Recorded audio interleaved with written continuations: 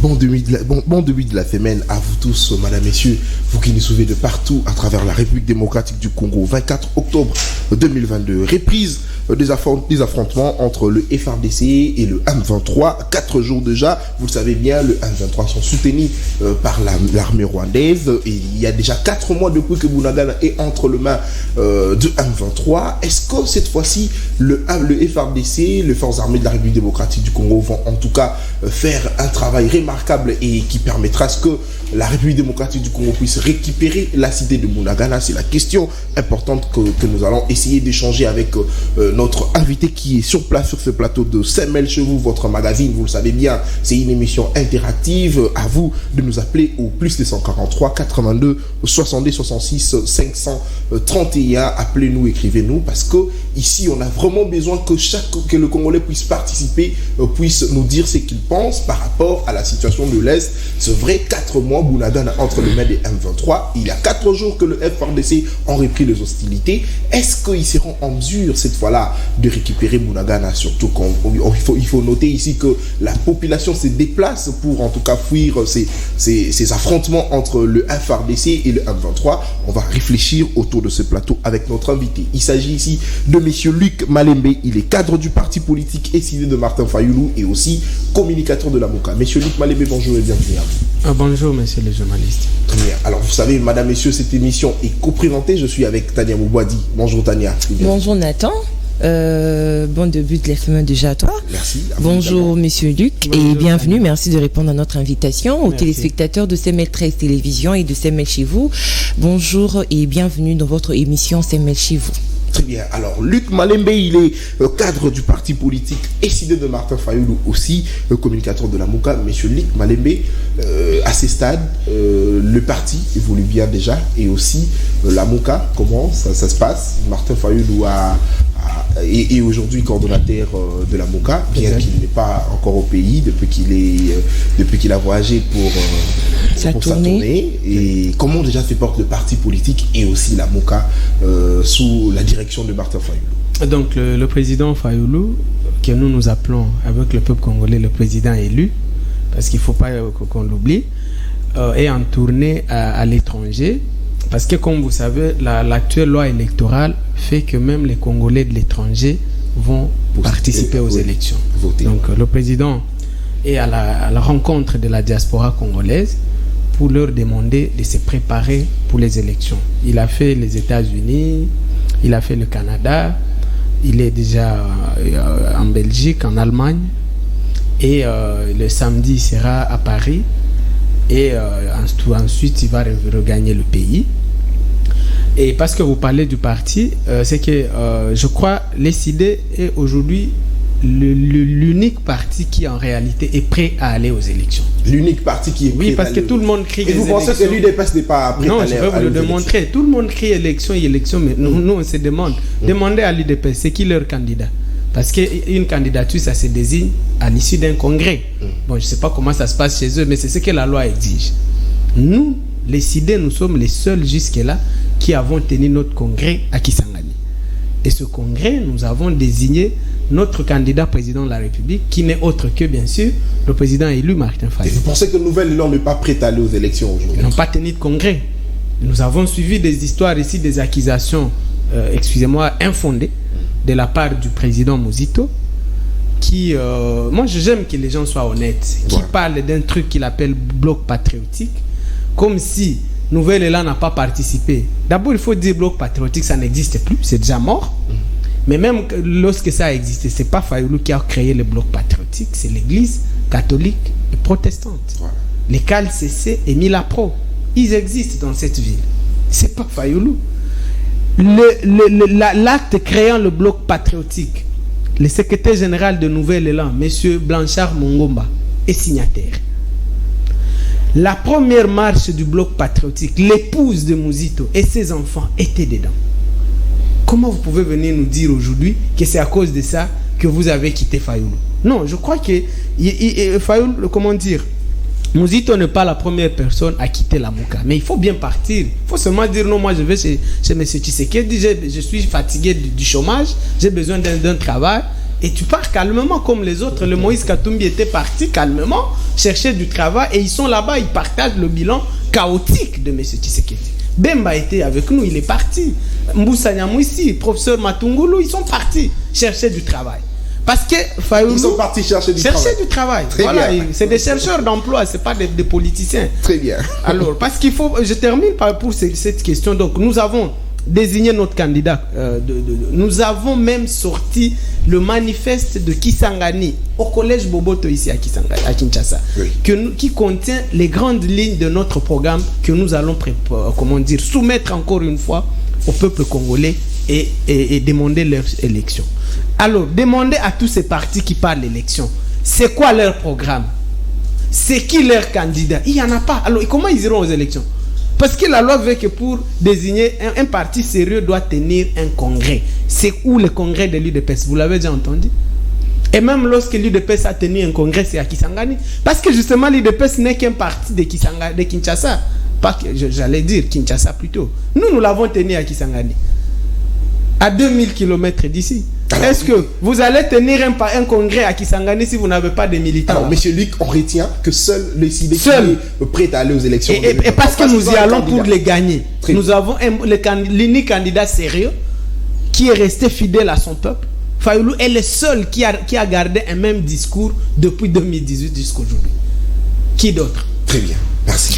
Alors, comment se porte la Mouka déjà? Parce qu'on a assisté à quelques discordes entre le deux présidents, je dirais, Martin Fayoulou et Adolphe Muzito. Très bien.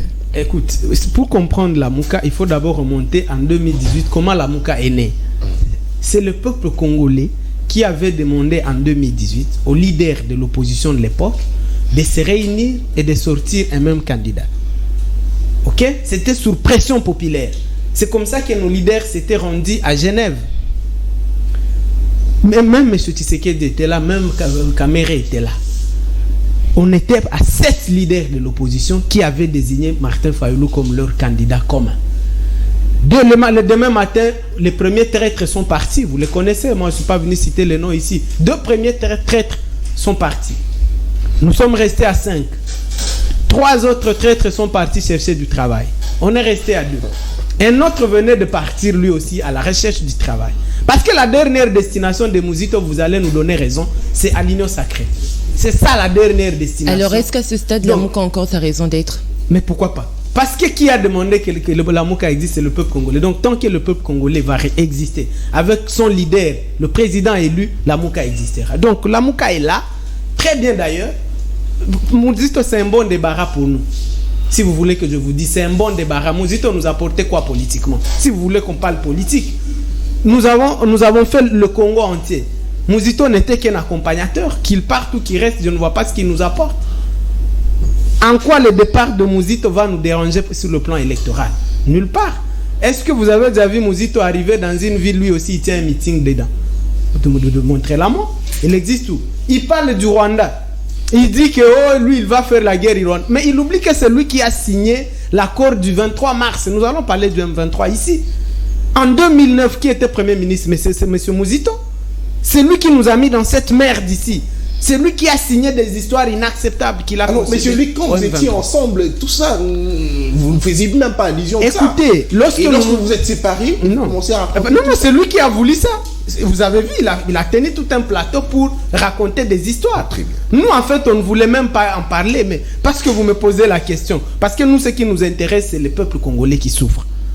Vous voyez? C'est notre pays qui est en danger, en voie de disparition. C'est ça les questions que nous étions prêts à... Mais parce que quelqu'un, il se réveille un matin, au lieu de dire calmement, non, moi je suis fatigué du chômage, j'ai besoin d'aller demander du travail à Tshisekedi, il faut dire non, Fayoulou, il ne me respecte pas. Mais messieurs, est-ce qu'ici il s'agit de se respecter? Ici, il s'agit d'un combat politique à mener, il n'y a pas de se respecter ici. Fayoulou n'est pas obligé de respecter Muzito. Ici, c'est un partenariat politique pour notre pays. Donc, le 23 mars, accord de là, c'est M. Muzito qui l'a signé. Vous avez vu M. Muzito aller dans le Bandundu, dans Akwamutu, où il y a les problèmes. Mais les éleveurs là qui étaient venus avec des vaches et qui ont disparu, qui était Premier ministre? C'est Muzito. C'est normal que lui aille là-bas, il connaît comment cette histoire a commencé. et qui nous aident à finir leurs histoires qu'ils ont commencé de M23 et de Kwamout, qui nous aident. C'est ça le débat qui devait tenir s'il veut. Donc, c'est un bon débarras que quelqu'un notre aille chercher. Le peuple congolais est en train de voir qui est resté fidèle et qui lui est resté fidèle et qui ne l'est pas. Alors comment vont se dérouler les choses maintenant au sein de ces structures, parce que Adolphe Muzito est parti, donc Fayulu lui reste le seul président de la Lamuka. D'autres vont venir. Nous n'irons pas seuls aux élections, vous pouvez me faire confiance. Vous avez vu, le président a rencontré beaucoup de leaders beaucoup plus importants politiquement d'ailleurs. Vous avez vu, le président a rencontré Matata Ponyo 2 fois. Vous avez vu, le président a rencontré le docteur Mukwege. Le docteur est venu ici à Fadenhouse. Donc, et d'autres vont venir. Il y a tout un... Ah, donc on retient que les portes de la Lamuka sont ouvertes. Je ne peux pas vous dire ici que nous sommes déjà avec qui. Je n'ai parlé que pour parler jusque-là des contacts, mais qui sont très avancés. Et nous n'irons pas seuls aux élections. Est-ce que vous pensez qu'ils tous viendront simplement dans le cadre de la Lamuka, ou il y aura encore une autre plateforme qui sera créée? Est-ce qu'on suppose que la Lamuka c'est quelque chose qui est déjà presque passé? Non. Ils viendront pour essayer de travailler ensemble pour une nouvelle vision. Il n'est pas question que nous enterrions la Lamuka. S'il y aura quelque chose d'autre qui va venir, c'est pas problème. Très bien. Mais au congrès de Kisangani, l'ECD a réaffirmé son appartenance à la Lamuka. Très bien, merci. Donc il n'est pas question qu'on enterre la Lamuka, mais il y a des choses non négociables, c'est que ceux qui viendront avec nous, c'est des gens qui voient les choses dans le même sens que nous. C'est que nous avons déjà un candidat qui a fait ses preuves, le président Fayulu. Donc on ne peut pas aujourd'hui inventer la roue, quelqu'un qui a gagné. Est-ce qu'on va le changer pour mettre quelqu'un qui n'a jamais gagné? Donc si ce point-là, c'est non négociable, c'est Fayulu notre candidat. Point barre. Très bien, merci beaucoup madame, messieurs. Vous êtes sur Samuel Chevaux. Merci de nous suivre. Reprise des affrontements entre les FARDC et les M23. Est-ce que l'armée congolaise sera capable cette fois-ci à récupérer Bunagana, qui 4 mois déjà se trouve entre les mains de M23? Voilà la question importante que nous allons essayer de répondre avec notre invité. Je rappelle ici, il s'agit de monsieur Luc Malembe. Il est cadre du parti politique SID de Martin Fayulu et aussi communicateur de la Lamuka. Et vous, écrivez-nous, appelez-nous au plus 743 82 70 66 531. Alors, monsieur Luc Malembe, reprise d'affrontement entre les FARDC et les M23. Votre lecture pendant 1 minute et puis pendant 5 minutes, pardon, et puis on va vous relancer avec des questions. Très bien. D'abord, je voudrais dire que nous soutenons nous tous nos forces armées qui sont engagées dans ces opérations, dans cette guerre injuste qui encore une fois nous est imposée par le Rwanda et l'Ouganda. Donc nous soutenons notre armée.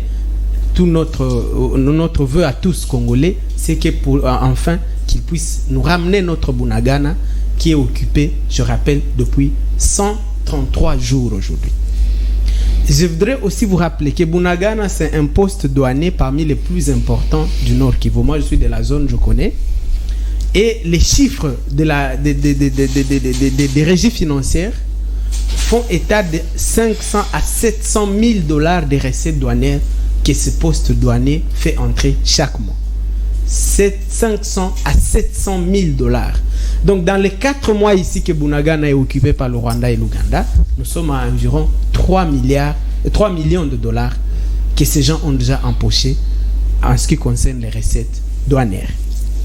Mais je voudrais vous rappeler ici que quand M. Tshisekedi est arrivé au pouvoir, les M23 étaient déjà défaits militairement. Bunagana n'était pas occupé. C'est très important parce qu'on nous demande, moi j'entends des langages, non, lorsqu'on est en guerre, on doit être ensemble, il n'y a pas d'opposition, il n'y a pas de majorité. Oui, mais il faut d'abord qu'on remette les choses sur la table. Comment le M23 est réapparu? Nous avons suivi les porte-paroles du M23 et personne ne l'a contredit.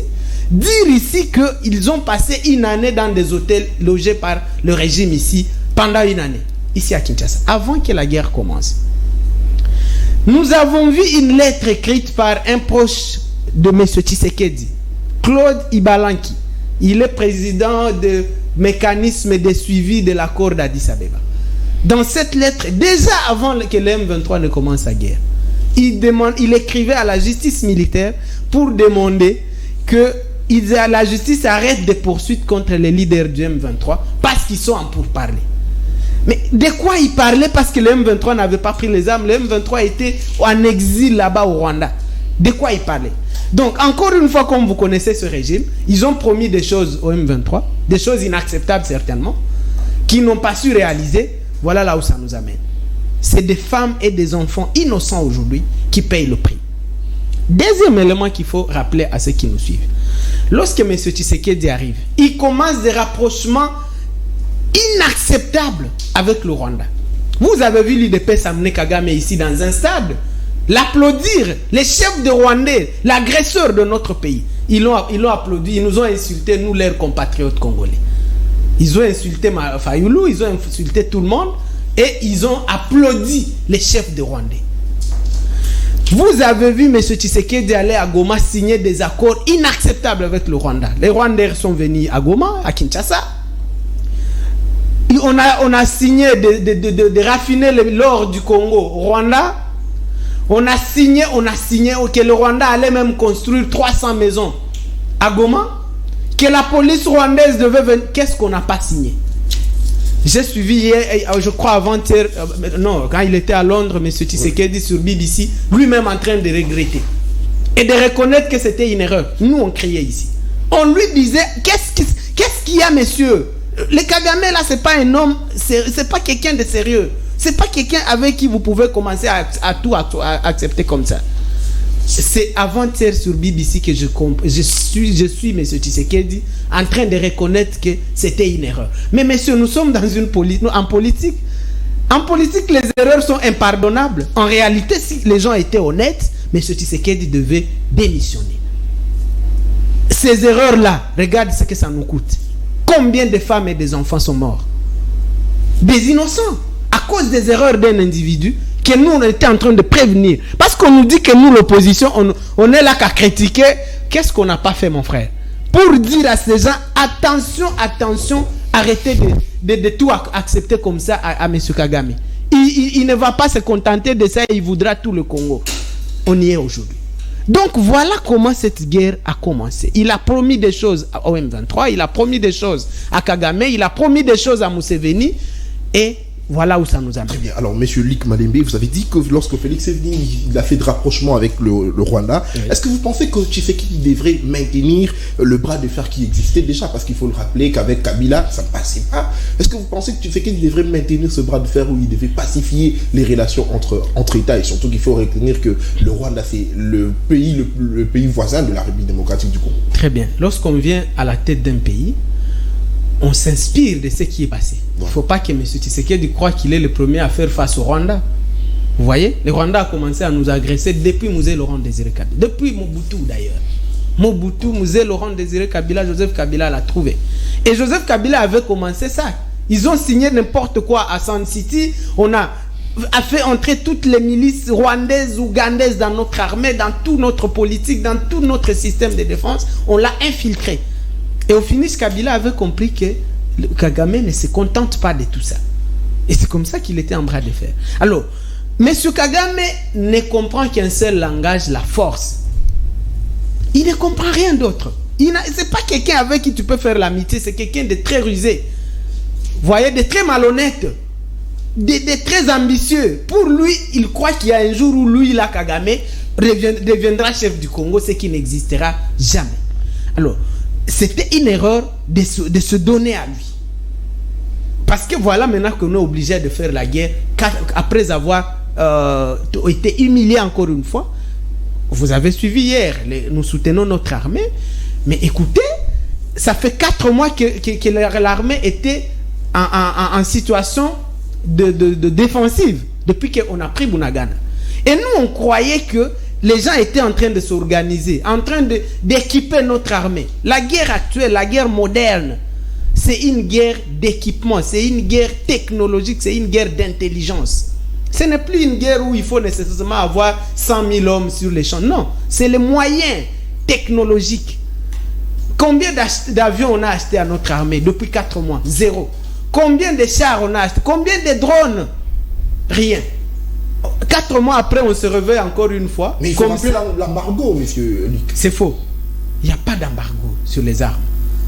Nous sommes sous un régime d'information préalable. L'ONU demande seulement que avant d'acheter, on lui transmet la liste des armes et des munitions on doit acheter. Parce que la crainte de la communauté internationale, c'est qu'on achète des armes qui vont finir entre les bras des groupes armés. Mais on ne nous interdit pas d'acheter des armes. Ok? Ça, c'est un alibi que les gens alors, ici... on n'achète pas des armes. Est-ce que c'est parce qu'on n'a pas d'argent? Je ne sais pas, mais demandez-leur, vous êtes des journalistes. Vous avez vu l'armée, non? Vous avez vu notre armée sur les opérations. Vous avez vu un drone là-bas? Vous avez vu un avion de chasse là-bas? Nous sommes, s'il vous plaît, nous sommes un grand pays, que ces gens ici arrêtent de nous humilier. Nous voulons bien soutenir notre armée. Mais nous n'allons pas soutenir pour nous faire humilier tous les jours. En envoyant nos militaires comme ça, même réduits, pour faire la guerre au 21e siècle. Et puis ça va finir par quoi? Comment le M23 avait commencé par Runyoni, n'est-ce pas? Lentement. Bunagana, aujourd'hui, vous avez suivi, c'est Ntamugenga. Or, Ntamugenga, leur visée, c'est couper la route nationale numéro 2 qui va de Goma à Butembo. Et ils y sont presque. Alors, vous voulez, oui, nous voulons bien soutenir notre armée, mais les choses ne vont pas bien. Voilà. Et donc, comme ça, vous estimez que la diplomatie menée par le chef de l'État, notamment vouloir pacifier avec le Rwanda, c'est ce qui aurait laissé place à l'invention de rebelles M23? Oui, vous avez posé une très belle question, madame. Nous avons vu déjà dévaliser, décaisser l'argent de notre pays dans des histoires qu'ils ont appelées de voyages, des centaines de voyages qui faisaient de la diplomatie, qu'ils allaient acheter comment amener des investisseurs. Vous avez vu un seul investisseur ici? Nous n'avions vu que M. Jean-Claude Van Damme, je crois. Vous avez parlé de Rwanda tout à l'heure. Oui, mais c'est eux-mêmes qui ont compris que c'était une erreur, ils l'ont interdit. Est-ce que Rwanda c'est un investisseur? En tout cas, ce que nous avons vu, c'est quoi? C'est que quelqu'un a pris tout l'argent de notre pays, dilapidé dans des voyages, au motif qu'il faisait de la diplomatie. Vous avez vu? Le Conseil de sécurité, cet embargo, en fait, c'est pas un embargo, mais cette demande d'information préalable a été reconduite. Alors qu'on était censé avoir des alliés au Conseil de sécurité, de tous ces voyages où on allait. Nous n'avons rien eu. Vous avez vu que la communauté internationale, tout le monde nous demande d'aller dialoguer à Nairobi. Dialoguer avec qui? Les M23. Ça signifie quoi?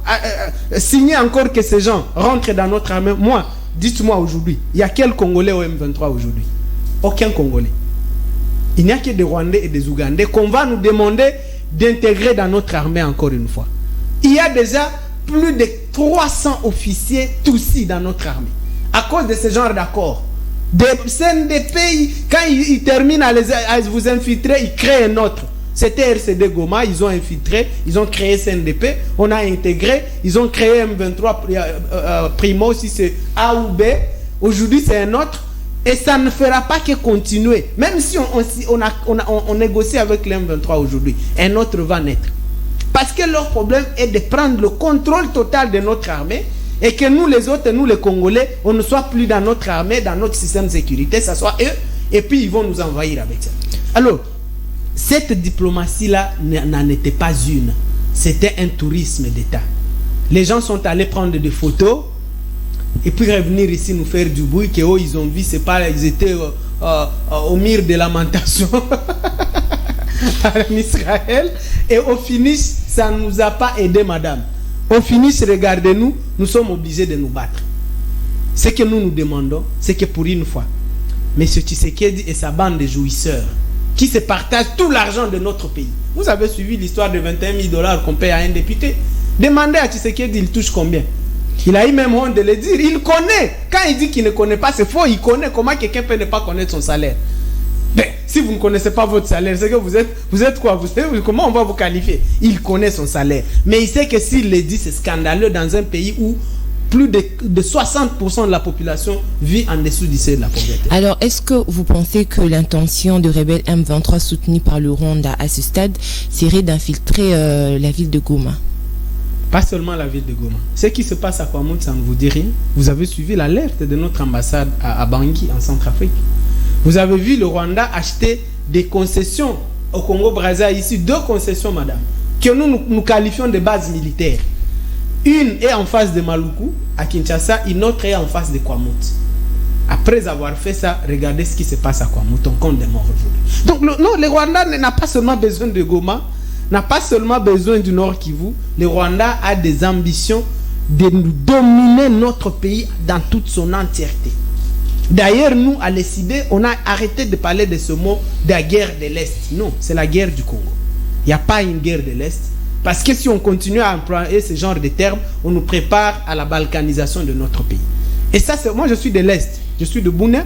Et je peux vous dire que cette guerre, nous la vivons depuis 28 ans, madame. 28 ans. C'est depuis 1994 que notre malheur a commencé à l'Est. 10 millions de morts dans cette guerre. C'est la population entière de Kinshasa. Vous imaginez? La population entière de la ville de Kinshasa est déjà tombée dans cette guerre. Alors, le gouvernement refuse de négocier avec le M23, mais échanger avec le Rwanda, c'est envisageable, votre lecture? Écoutez, il faut que ce gouvernement sache c'est quoi sa ligne. S'il refuse de négocier, c'est qu'on fait la guerre. Et pour faire la guerre, je viens de vous dire, c'est des moyens conséquents qu'on doit mettre à la disposition de l'armée. Avec le rebelle M23. Oui, on doit nous battre. Nous, c'est notre unique solution, c'est nous battre avec le Rwanda.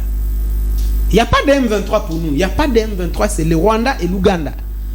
Mais au même moment, l'incohérence maintenant de ce régime, c'est quoi? Il vous dit qu'il veut faire la guerre, mais l'ambassadeur du Rwanda est ici, madame. Karega. Combien de fois nous avons demandé qu'on nous fasse partir ces messieurs? Nous avons vu une photo récente où il a été reçu par M. Tshisekedi. C'est qu'ils travaillent ensemble. Au même moment, l'armée ougandaise est chez nous, madame. Au même moment, on nous amène des Kenyans ici qui tournent les pouces, des Burundais. Donc, vous vous demandez, mais finalement, c'est quoi la ligne? Est-ce que M. Tshisekedi et son régime ici, leur ligne, c'est quoi? On fait la guerre, on négocie, on fait la... Donc, on est dans l'imbroglio, on mélange tout, et au finish, on perd. Ouais. Ils sont incertains de la décision à prendre? Ils tâtonnent. Et si nous avons refusé d'appeler M. Tshisekedi président, c'est à cause de ça. Moi, je n'ai rien contre M. Tshisekedi, un individu. Je ne le connais même pas. Moi, je ne l'ai jamais vu. J'ai du respect pour lui. C'est un aîné. C'est un acteur politique majeur de notre pays. Mais je ne peux pas l'appeler président parce que justement, il ne l'assume pas. On ne voit rien en face d'un président. Monsieur Luc Malembe, vous avez dit ici que vous êtes de l'Est. Et vous avez dit aussi que le rapprochement avec le Rwanda, c'était une erreur. Monsieur Luc Malembe, Félix Tshisekedi a aussi compris que c'était une erreur. Avec il a compris que c'était une erreur. Il a instauré l'état de siège. Vous êtes de là. On nous a appris aujourd'hui que c'est l'état de siège d'ailleurs qui a fait en sorte qu'on puisse comprendre que le Rwanda soutenait le M23. C'est à travers l'état de siège. Votre lecture sur l'état de siège. Et puis, très bien. J'allais oublier cette question aussi importante. L'état de siège, lorsqu'on le proclame, nous sommes en mai 2021. Nous tous, on a soutenu. Ok? Moi, je suis de l'opposition. J'ai dit, si l'armée peut nous aider à mettre fin finalement à ces massacres de tous les jours, tant mieux. J'ai soutenu. 1 mois s'est passé. 2 mois. 3 mois. La situation a commencé à s'empirer plus qu'elle ne l'était déjà. Moi, je reviens de prison parce que j'ai critiqué cette histoire d'état de siège. Je me suis dit... On a vu même les honorables depuis des promotions être arrêtés. Au lieu d'arrêter, demander maintenant à cet état de siège. Ils ont anéanti combien de groupes armés? En 17 mois qu'ils sont là. Pas un seul. D'ailleurs, les groupes armés se sont renforcés sous état de siège. Les groupes armés ont commencé à attaquer même les sites de déplacés. Moi, je suis à Ituri, nous avons plus de 60 sites de déplacés à travers la province. Nous avons 1,6 million de personnes en déplacement sur l'ensemble de la province. Ces gens n'avaient jamais été attaqués dans les sites. Ça a été attaqué sous l'état de siège. Aujourd'hui, toutes les routes nationales, nous en avons 2 à Ituri. La RN4 qui va de Beni à Kisangani en passant par l'Ituri. Totalement sous contrôle des ADF. Délabré, sous contrôle. Ça, c'est des choses qui ne vous diront jamais. Quand on a posé cette même question à M. Tshisekedi, quel est le bilan de l'état de siège? Qu'est-ce qu'il vous a dit? Que ça a augmenté l'argent. Quand on demande à Mouyaya, il dit ça nous a... Non, on est en train de maquiller les chèques chaotiques. Tout le monde à l'Est aujourd'hui demande de faire partir cette histoire d'état de siège. Et je voudrais dire à M. Tshisekedi, si j'aurais l'occasion qu'il écoute, c'est que son grand adversaire à l'Est du pays aujourd'hui, ce n'est même pas nous, la Mouka, c'est son propre état de siège, qui a travaillé très contre lui. L'état de siège a rendu M. Tshisekedi totalement impopulaire à l'Est, plus qu'il ne l'était déjà. Et plus il continue à le maintenir, plus il continue à descendre. D'ailleurs, nous, on ne s'occupe même plus de critiquer Tshisekedi à l'Est, parce que son propre état de siège suffit pour le discréditer dans l'opinion. Il a intérêt à lever immédiatement. Je termine par là. Oui. C'est que c'était une erreur, connaissant nos militaires, de les avoir mêlés dans la gestion politique et administrative des provinces. Maintenant, ces généraux qu'on a envoyés, ils sont dans l'affairisme. Ces gens sont dans les mines, dans les douanes, dans les recettes des provinces. Ils ne s'occupent pas de la guerre. Nous, en Ituri, nous n'avons vu aucune opération alors menée par ces gens de l'état de siège. Et je voudrais finir par vous dire qu'il ne faut pas confondre l'état de siège et l'armée. Parce qu'on nous dit, vous demandez qu'on lève l'état de siège, qu'est-ce que vous proposez? Écoutez, l'état de siège n'est pas à confondre avec l'armée. Nous ne demandons pas le départ de l'armée. L'armée a toujours été là-bas et elle sera là. Mais qu'on enlève les militaires dans les bureaux de l'État. Ok? Ces gens, ils sont éparpillés. Quand vous demandez à un général de gérer toute une province seule, il n'y a pas d'assemblée, il n'y a pas de gouvernement provincial, il n'y a rien. Un seul individu comme ça, c'est une mer à boire. Alors ils ont totalement oublié la mission pour laquelle ils étaient venus. Ils sont toujours au bureau climatisé, en train de signer des contrats miniers, de signer des douanes, nous chez nous, le général qui est là, il signe même des exonérations douanières. S'il vous plaît. Alors, monsieur Luc Malébé, on suit à tout moment le reportage d'ailleurs de la cellule des communications du gouverneur provincial du Nord Kivu, aussi de l'Ituri, avec les exploits. D'ailleurs, est-ce que vous, je ne sais pas si vous voyez aussi ce reportage. Je suis au courant. Qui d'ailleurs démontre que le gouverneur. Méfiez-vous de cette vaste campagne médiatique mensongère mise en place par les militaires là-bas pour justifier leur maintien indéfini. Ceux qui évoquent ces gens n'ont plus besoin de partir. Hein. Ah, ils ont déjà pris le goût. Toi, tu connais un gouverneur de province dans une province. Vous, ici à Kinshasa, il y a un président, il y a un premier ministre. Nous, là, en province, on ne connaît pas le président. Il arrive rarement. Il n'y a qu'un gouverneur. C'est un petit président. Ouais. Maintenant, ces généraux ont déjà pris le goût du pouvoir politique. Ils n'ont plus besoin de partir. C'est comme ça qu'ils ont mis vos images montées de toutes pièces. Si vous me dites que tout va bien, comment nous sommes à 4000 morts depuis qu'ils sont là-bas? 4000 morts depuis que l'état de siège est là. Alors, monsieur Luc Malébé, les rapprochements avec le Rwanda, c'était une erreur. Vous continuez toujours à les dire. On a ici évoqué l'état de siège. Prenons l'aspect mutualisation de force avec les UPDF. Qu'est-ce que ça a apporté à la RDC? Alors, ça, encore une fois, c'était de la naïveté politique. D'avoir cru que les Ougandais et les Rwandais sont différents. Non, ces gens sont les mêmes. Ce sont nos envahisseurs, les deux là. Il ne faut même pas leur faire confiance. L'armée ougandaise, en réalité, n'était pas venue nous aider à régler la question des ADF. L'armée ougandaise était venue éloigner la menace ADF de leurs frontières, les repousser en profondeur dans la forêt congolaise et puis en faire notre problème. C'est ce qui fait que je viens de te démontrer aujourd'hui que les rebelles ADF qui étaient plus du côté Béni au Nord Kivu sont aujourd'hui à Mambasa et à Irumu en Ituri parce que nous faisons frontière. Les Ougandais arrivent, ils positionnent leur artillerie lourde à la frontière, ils pilonnent les ADF, ils pilonnent sans les voir. Hein. Les ADF étaient obligés de s'enfouir en profondeur. Et aujourd'hui, ils approchent la réserve de faune à Okapi. Parce que la réserve de faune à Okapi, c'est en Ituri. Et c'est là, dans cette forêt, qu'ils sont aujourd'hui en train de tuer. Je te dis que les ADF, la route nationale numéro 4, ils la contrôlent aujourd'hui sur une distance de plus de 300 km en Ituri. Pendant l'état de siège. Pendant l'état de siège. Ça n'avait jamais existé. Depuis la Luna, la frontière de Luna, entre l'Ituri et le Nord Kivu, jusqu'à Mambasa, presque centre aujourd'hui. Plus de 300 km, monsieur le journal. Sous état de siège. Ils ont rasé village par village sur ces 300 km. Vous imaginez? Il n'y a aucun villageois là-bas.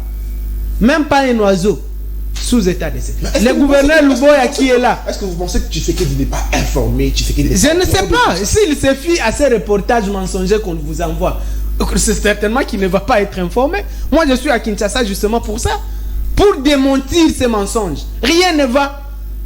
L'Ituri se meurt. L'Ituri est aujourd'hui abandonné entre les mains des groupes armés qui se combattent pour le contrôle de l'or. Sous un état de siège inexistant. Qui ne mène aucune... Maintenant, un état de siège qui ne mène pas d'opération militaire, c'est quel genre d'état de siège? Nous, on n'a pas besoin d'un général 3 étoiles qui vient s'asseoir dans les bureaux de notre province en train de signer des lettres. Qu'est-ce qu'on va faire avec ça? Nous, on croyait que c'était un commandant de guerre qu'on nous avait envoyé. Mais ce Luboya qui est là, il n'a jamais été sur un front. En 17 mois. Parce que justement, il n'y a même pas de front. L'armée n'a mené aucune opération. La province est contrôlée à plus de 3/4 par les groupes armés. Et vous nous parlez d'un état de siège ici qui aurait réussi, qui aurait, c'est pas aidé à démasquer, je ne sais pas quoi, à faire l'argent, s'il vous plaît. Un peu de respect, nous sommes à 4000 morts. Et puis, la population de Bunia, de l'Ituri, est maintenue dans une terreur militaire insupportable. Je suis l'unique voix qui peut parler là-bas. L'unique. Personne ne peut oser parler là-bas. On nous a amené des administrateurs militaires, des maires de la ville militaire. Tout ce qu'ils font, c'est multiplier les taxes, chercher l'argent, arrêter les gens inutilement. C'est tout. Pendant que les groupes armés se promènent librement. Alors, parce qu'on parle de UPDF, si faire appel à l'armée, disons, étrangère était une erreur, vous pensez qu'actuellement, avec des nouvelles nominations et permutations au sein de l'armée congolaise, cela pourrait apporter de fruits pour le retour de la paix? Bon, j'ai du respect pour les officiers de notre armée. Je ne suis pas venu critiquer les officiers, même si j'en ai vu l'un qui, sincèrement, je me demande d'où est-ce qu'on l'a pris. Vous avez vu parmi les gens là qu'on a nommé quelqu'un qui, si c'est un musicien, si c'est quoi? Non, c'est un général. Je ne sais pas, c'est à vous. En tout cas, je ne veux même pas parler de tout ça. Mais moi, j'ai vu des images humiliantes de quelqu'un qui passe tout son temps à danser dans une église et on nous dit que c'est un général. Bon, je ne suis pas venu... Est-ce que ça vous inquiète parce qu'il s'habille bien? Mais moi, je vous dis que je ne suis pas venu critiquer notre armée. Très bien. C'est l'armée de mon pays, j'ai du respect pour elle. Mais je dis que ce que nous avons vu comme armement, le problème n'est même pas, même vous, si on vous donne de tout ça, de commander, si vous n'avez pas de moyens conséquents, si vous n'avez pas de logistique, si vous n'avez pas le nombre d'hommes requis, vous n'allez rien faire. Si l'encadrement ne suit pas, combien on paie à un militaire chez nous, à qui on envoie faire la guerre? Comment on peut nous expliquer qu'on paie à un député qui vient ici, il s'assoit, il lève la main, on lui donne 21 000 $, mais le militaire qui va se sacrifier au front, on lui donne 200 000 francs. Sa femme n'est pas soignée, n'est pas logée, ses enfants ne sont pas scolarisés. Qu'est-ce qu'il fait avec 200 000 francs? Vous voulez vraiment qu'on gagne une guerre avec ça? Non, commençons par être sérieux. Commençons par savoir c'est quoi nos priorités. Notre priorité, c'est que nous avons un grand pays très riche qui mérite une armée à la hauteur pour sa protection. Aujourd'hui, le Congo, c'est comme un homme qui est pauvre, vous n'avez pas assez de moyens, vous épousez une jolie dame comme madame ici, vous voyez, et vous n'avez pas l'argent. Qu'est-ce que les riches du quartier vont faire? C'est comme ça que le Rwanda, ils se disent, mais vous là, vous avez un grand pays riche, énorme. Le Rwanda, c'est 26 000 km, mon ami. C'est la taille d'un village au Congo. Le Rwanda que vous voyez. Et le Burundi. Alors, vous voulez que il reste là à vous observer pendant que vous ne savez pas vous organiser. Vous êtes dans la jouissance, dans les mariages, vous êtes dans les champagnes, au lieu de vous organiser pour protéger votre pays. Alors, ce changement portera des fruits ou pas? Parce que avec la reprise des hostilités, c'est ce que je viens de vous montrer, non. Avec le la problème n'est reprise pas des des hommes. hostilités, ça se fait sous commandement maintenant là du chef de l'état-major Christian Chiwewe. Non, moi je veux pas juger d'abord monsieur Christian. Je veux qu'on lui mette à l'épreuve en lui donnant tout ce dont il a besoin. Vous voyez? Moi j'ai vu les images de notre armée qui est en train de... Vous aussi vous avez vu, non? On a vu. Alors, qu'est-ce que vous avez vu là-bas? Vous avez vu un avion de combat, de chasse? Vous avez vu un drone là-bas? Non. Alors, comment on va gagner une guerre? Non, moi, avant qu'on juge, monsieur... Parce que même moi, Luc, si j'étais général, on me donne cette armée, certainement que je ne vais pas gagner si je n'ai pas tous les moyens qu'il me faut. Si j'ai des hommes démotivés, mal payés, mal nourris, mal soignés, je ne vais pas gagner. C'est ça, commençons par là. Mettons les militaires en condition pour faire la guerre. Nous, si nous prenons, parce que nous prenons la charge du pays d'ici 2023, ce qui est clair, c'est que qu'il y ait élection ou pas, je ne sais pas si on va en parler, qu'il y ait élection ou pas, mais c'est Tshisekedi part. 2023, nous ne pouvons même pas lui laisser une journée, parce que c'est notre pays qui va disparaître. Le peuple congolais aujourd'hui, c'est un peuple en voie de disparition, madame. Un jour, on va se réveiller, le peuple congolais a disparu, il n'existe plus, parce que c'est des morts tous les jours. Donc on ne va plus laisser à ce genre d'amateurisme, à ce genre d'amateurs politiques, une minute. 2023, élection ou pas, mais ce Tshisekedi part d'abord. Le reste, on va parler. Quelle magie. Non, il va partir. Le président là, il reste en fonction. Il va partir, ça je vous dis. Nous avons notre peuple avec nous. Le peuple congolais a déjà vu comment les autres peuples au monde font. pour faire partie des gens qui ne lui servent à rien. Le peuple congolais a déjà vu comment on fait, non? Voilà, nous avons tous les moyens légaux à notre disposition pour faire partir M. Tshisekedi. Je voudrais vous dire que 2023 ne sera pas égal à 2018. Si nous avons laissé passer en 2018, même un fou, monsieur, même un fou ne peut pas accepter que vous puissiez... la première fois, vous mettez la main dans sa poche, vous lui volez l'argent, il vous laisse... Non, même un fou, la deuxième fois, il vous laissera pas. La RDC était un pays démocrate. Nous n'avons pas opté ici pour... L'article 64 dit quoi? Non, je ne parle pas de coup d'État. L'article 64, c'est moi qui l'ai écrit. Ça dit quoi? Ça dit que chaque Congolais, y compris vous et moi, parce que dans ce genre de situation, il n'y a pas de neutre, il n'y a pas de journalistes neutres, c'est notre pays. Même vous serez dans la rue. Est-ce que vous êtes content que nous soyons en train de parler de morts dans ce pays tous les jours? C'est la question que vous me posez. Voilà. Non, même vous, il ne faut pas dire que vous serez neutre. Merci. Mais Desmond Tutu disait, en situation d'injustice, voilà, c'est lui qui dit qu'il est neutre, il a choisi le camp de l'oppresseur. Donc même le journaliste, soyez au service de votre population, de votre pays. Et si un régime est incompétent, aidez-nous à le faire partie. Aidez-nous à dire au peuple de se préparer. Mais ce Tshisekedi, nous sommes des démocrates, nous lui avons laissé ces 5 ans constitutionnels. Mais il n'aura pas un jour de plus. D'abord, il n'a pas été élu pour être là-bas. Nous savons tous comment il est arrivé là-bas. Et il n'aura pas un jour de plus. 2023, élection ou pas, Tshisekedi part. Ok, alors au cours de sa visite justement par du président de la République, le président Félix Tshisekedi au Ghana, le vendredi dernier, il dit, je cite... en cas de chèque de la diplomatie, l'option militaire n'est pas écartée. Là, on parle justement de la cité de Bunagana. Votre lecture là-dessus? Avant, il faut d'abord qu'on se mette d'accord sur le mot. Moi, je l'appelle M. Tshisekedi, tout court. Donc, vous savez que l'armée a commencé ses offensives depuis jeudi. Vous savez où se trouve M. Tshisekedi? Moi, je ne sais même pas où. Il est où? Vous voyez une armée en guerre, c'est lui qui dit qu'il est le président, il passe tout son temps. Il était à Londres, il a répondu à une invitation d'un magazine, madame. D'un magazine, des Guardian. Il n'y avait même pas un bourgmestre de commune de Londres dans ces histoires que M. Tshisekedi est allé faire là-bas. Il quitte là-bas, il va au Ghana. Qu'est-ce qu'il y avait de si important à aller faire au Ghana au lieu de rentrer ici organiser la guerre? Il ne termine pas là-bas. Maintenant, là, je ne sais même pas il est où. C'est vous les journalistes. Je sais qu'il est. Il mise encore sur la diplomatie. Il est où? Il est rentré? Non. Alors, en tout cas, à ma connaissance, il n'est pas au pays. Je ne sais même pas il est où. Voilà quelqu'un qui dit qu'il est président. Et il veut que moi, lui, que je l'appelle président? Non. Pour moi, être président, ça doit se mériter. Ça doit se prouver. Là n'est pas ma question, monsieur. Non, donc votre question, vous dites, est-ce que la voie militaire qu'on ne prend pas au sérieux, je viens de vous montrer que s'il voulait faire la guerre, il devait rentrer ici et faire la guerre. On ne fait pas la guerre en train de faire des voyages. En cas d'échec de la diplomatie, c'est qui veut dire qu'on poursuit encore. Non, si vous avez suivi son interview sur BBC, il a déjà compris que M. Kagame, c'est un homme qui n'est pas digne de confiance. Et il a reconnu que c'était une erreur pour lui de lui avoir fait confiance. Moi d'ailleurs, ce que je lui ai demandé, s'il devait aller au bout de sa logique, c'était de démissionner. En politique, quand on commet une erreur comme ça, une erreur monumentale, une erreur fatale, qui a fait tuer des femmes et des enfants innocents, on démissionne par élégance. Mais parce que chez nous, le mot démission n'existe pas, alors il faut faire la guerre. Mais comment faire la guerre? C'est pas en allant dans des avions en Tanzanie, c'est pas en train de faire du tourisme d'État. C'est en restant ici, se concentrer, doter l'armée de moyens. Je viens de vous démontrer que rien n'a été fait depuis 4 mois en termes de dotation de nos militaires en armement. En tout cas, ce que j'ai vu là, ça ne me rassure pas.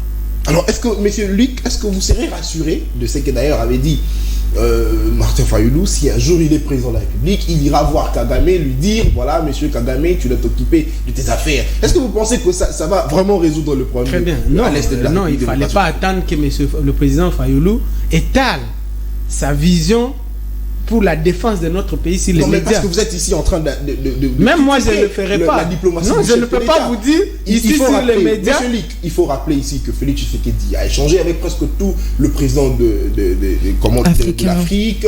Il a échangé avec, d'ailleurs, il faut rappeler le jour de la 77e Assemblée Générale de Nations Unies, Félix Tshisekedi a dit ouvertement que le M23 est soutenu par le Rwanda. Est-ce que vous pensez que cette diplomatie Très par bien. rapport à celle que pense Fayoulou, de dire à Kagame, monsieur, occupe-toi Non, des c'est pas affaires. ça. Est-ce que vous pensez Non, que- c'est pas ça ce que Kagame Fayoulou voulait dire. Écoutez, nous avons tous les moyens pour faire plier même la communauté internationale à notre faveur. Mais on ne les utilise pas. Nous nous appelons pays solution pour l'environnement aujourd'hui. Deuxième poumon mondial en termes de forêt tropicale. Ok? Si nous disons, nous allons couper toutes les forêts si vous ne nous aidez pas à mettre fin à cette histoire de la guerre à l'Est, je vous assure que le monde va s'impliquer, ça va se terminer. On ne le Et fait vous pas. pensez que c'est la proposition de Fayoulou? Non, je vous donne des exemples. Il y en a beaucoup.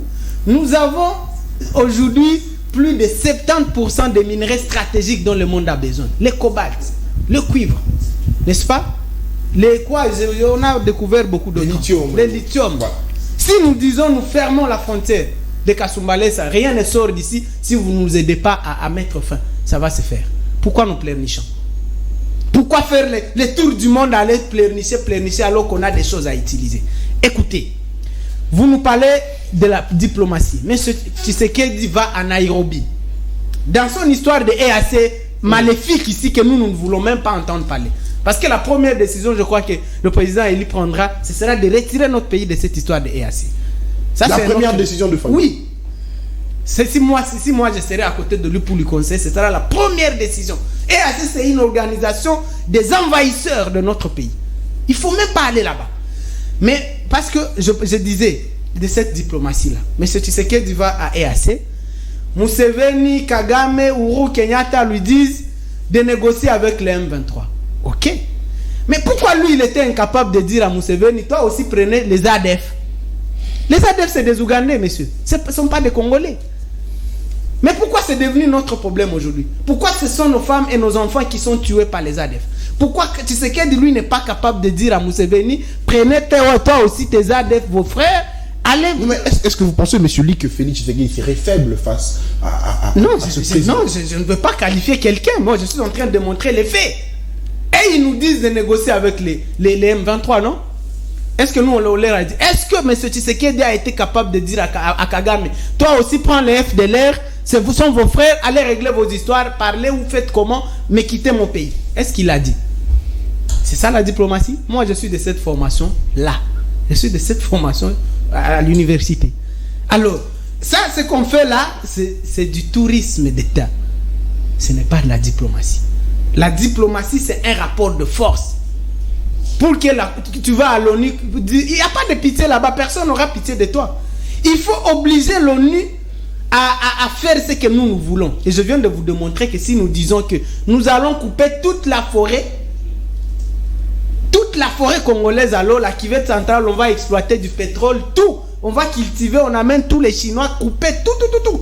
Si vous ne nous aidez pas à finir cette guerre, je vous dis que demain matin, on va appeler le Rwanda, le Ouganda, monsieur, arrêtez ça. Très bien, merci beaucoup. Donc nous avons tous les moyens pour peser sur la scène, diplomatique. Voilà. Mais nous y allons pour pleurnicher, pour demander de la pitié. Personne dans ce genre à l'ONU là, l'ONU que tu vois là, c'est un temple de rapports de force. Voilà. Vous n'avez pas de force, on vous écrase. Vous pleurnichez, personne n'a pitié de vous. C'est pas une église là-bas. Alors, monsieur Luc, vous pensez qu'avec la reprise de ces hostilités, vous pensez que le FRDC ne vont en tout cas rien faire comme...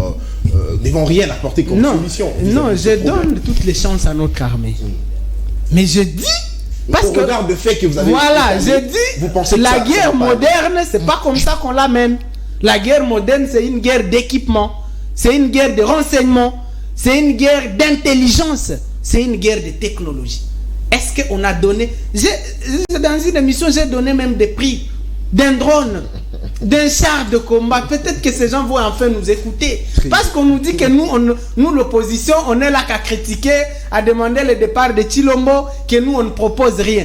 Mais quand nous proposons, est-ce qu'on nous écoute? Merci. Quand M. Tshisekedi a commencé ses combines avec Kagame, nous, on lui a prévenu. Merci beaucoup. Regarde où ça me... Donc, je donne toutes les chances à notre armée, mais je dis que M. Tshisekedi, sa bande de jouisseurs, des sénats, de quoi, assemblée, de gouvernement, tout ça, qu'on coupe d'abord tout leur argent un moment, qu'on équipe notre armée. Apprenons à nous faire respecter. et nous à pleurnicher. Nous sommes un grand pays, c'est le sang de Lumumba qui coule dans nos veines. Est-ce que ça ira déposer déjà son projet de Moi, je m'en fous de ces histoires de budget. Non, vous avez suivi. Non, vous avez suivi un député qui nous a démontré qu'en fait, il n'y a pas de budget. On prend une route, on la met dans le budget 2020. Une route prévue pour, par exemple, 100 millions de francs congolais. On décaisse 100 milliards de francs congolais. Et on ne fait pas la route.